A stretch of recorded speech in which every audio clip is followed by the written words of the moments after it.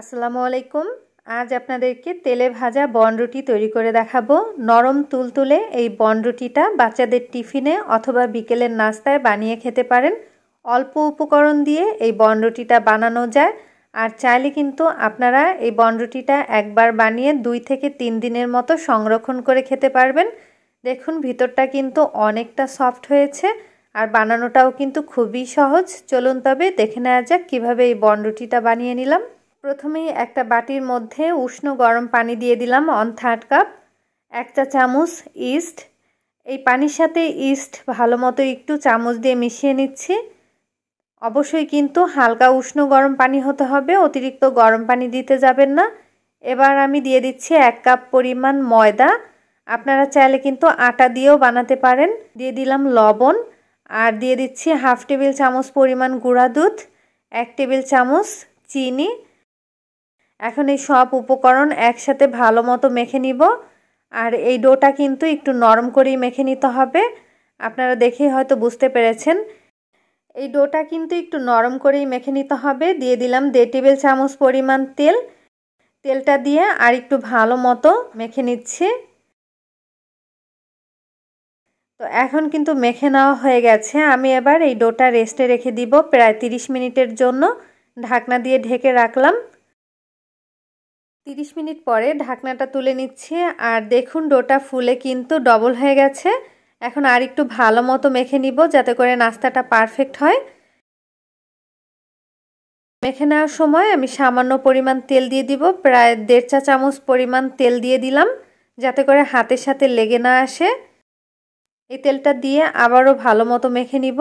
আর ডোটা কিন্তু একটু সময় নিয়ে ভালো করেই মেখে নিতে হবে। এখন এই ডোটা আমি একটা ছুরির সাহায্যে কেটে নিব। তো এখানে আমি সামান্য পরিমাণ ময়দা ছিটিয়ে নিচ্ছি যাতে নিচে লেগে না যায়। এই ডোটা হাত দিয়ে একটু চাপ দিয়ে বড় করে নিচ্ছি। এরপরে একটা ছুরির সাহায্যে আমি ছোট ছোট টুকরো করে কেটে নিব। এখানে যতটুকু সাইজ করে বানাবেন ঠিক ততটুকুই কিন্তু কেটে নিতে হবে। যেহেতু এটা ছোট ছোট বনরুটি বানাবো সেজন্য আমি ছোট করেই কেটে নিয়েছি। এবার কিভাবে করে বানিয়ে নিচ্ছি আপনারা দেখে হয়তো বুঝতে পেরেছেন। তো ঠিক এভাবে করেই কিন্তু বানিয়ে নিতে হবে। একটা বানানো কিন্তু হয়ে গেছে, আমি বাকিগুলো কিন্তু একইভাবে বানিয়ে নিব। আমি আপনাদেরকে আরও একটি বানিয়ে দেখাচ্ছি। আর এই ডোটা যতটা নরম হবে ভাজার পরে এই বনরুটি কিন্তু ততটাই সফট হবে। এজন্য একটু নরম করেই কিন্তু এই ডোটা মেখে নিতে হবে। তো আরও একটি বানানো হয়ে গেল। তো এভাবে করে আমি বাকি সবগুলোই একইভাবে বানিয়ে নিচ্ছি। সবগুলো বানানো হয়ে গেছে। একটা প্লেটের মধ্যে নিয়ে নিয়েছি। আর এই প্লেটে আগে থেকে একটু ময়দা ছিটিয়ে নিয়েছিলাম যাতে নিচে লেগে না যায়। অবশ্যই কিন্তু একটু ময়দা দিয়ে নেবেন, নইলে কিন্তু নিচে লেগে যেতে পারে। ভাজার জন্য পরিমাণ মতো তেল দিয়ে তেলটা হালকা গরম করে নিয়েছি। এখন একটা একটা করে দিয়ে দিলাম।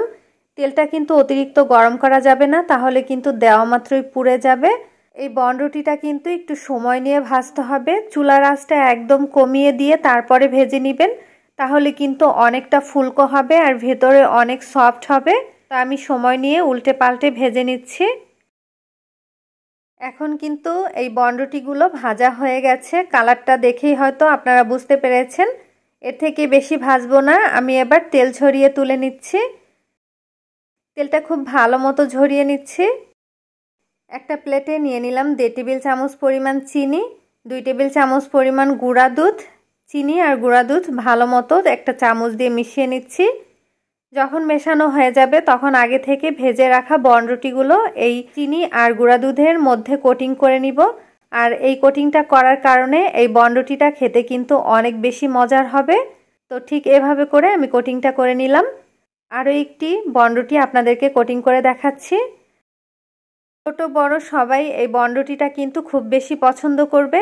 এই রুটিটা কিন্তু চাইলে আপনারা 2 দিনের মতো সংরক্ষণ করে খেতে পারবেন। আমি আপনাদেরকে একটা রুটি একটু ভেতরটা দেখিয়ে দিচ্ছি। দেখুন কতটা সফট হয়েছে। তো আশা করছি আজকের এই রেসিপিটি আপনাদের কাছে ভালো লেগেছে। ভালো লাগলে অবশ্যই লাইক, কমেন্ট আর শেয়ার করতে ভুলবেন না। আজ এখানেই বিদায় নিচ্ছি। সবাই ভালো থাকবেন। আল্লাহ হাফেজ।